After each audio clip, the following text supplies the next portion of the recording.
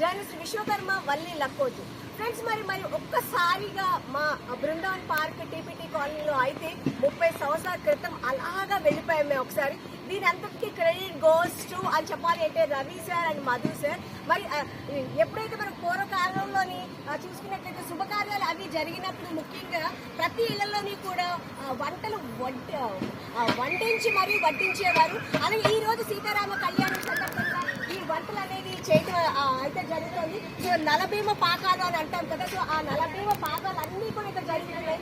ఆడవాళ్ళు వచ్చి కాయగూరలు పైన ఇవ్వడం కానివ్వండి, అక్కడ పులిహార్లు అవి కలపడం ఇవ్వడం కానివ్వండి, ఇవన్నీ కూడా మనం ఒక్కసారిగా పూర్వకాలంలోకి వెళ్ళిపోయినట్టుగా మనకి ఈ సందర్భాన్ని అయితే మరి రవి సార్ అయితే మనకి ఇది క్రియేట్ చేయడం జరిగింది. మరి ఎప్పుడు కూడా క్యాటరింగ్కి ఇచ్చేది ఎప్పటికప్పుడు వడ్డించేసేయడంతోనే సరిపోతుంది కార్యక్రమం. కానీ ఒక్కసారిగా ప్రతి ఒక్కరికి అనుకుంటున్నారు ఏంటంటే మా పూర్వకాలం గుర్తొచ్చేసింది అని చెప్పి వంటలు ఇవన్నీ చూసి కూడా చెప్పడం అయితే జరుగుతుంది. ముఖ్యంగా ఇలాంటి సందర్భాల్లో ఇలాంటి పండుగలు పప్పాలు చేసుకునే టైంలో మరి ఇలా క్యాటరింగ్ ఇచ్చేందుకు సాంప్రదాయబద్ధంగా ఇలా ఆ వంటలు వండించి కానీ ఇలాగా ప్రసాదాలు వితరణ చేస్తే చాలా బాగుంటుందని చెప్పి అందరూ కూడా చాలా మురిసిపోతున్నారు నేను చూసిన కళ్యాణ మండపంలో అయితే.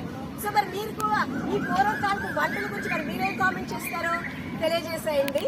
మరి సబ్స్క్రైబ్ చేయడం మాత్రం మర్చిపోవద్దు. జై శ్రీరామ్. జై శ్రీరామ్. జై శ్రీరామ్. జై శ్రీరామ్.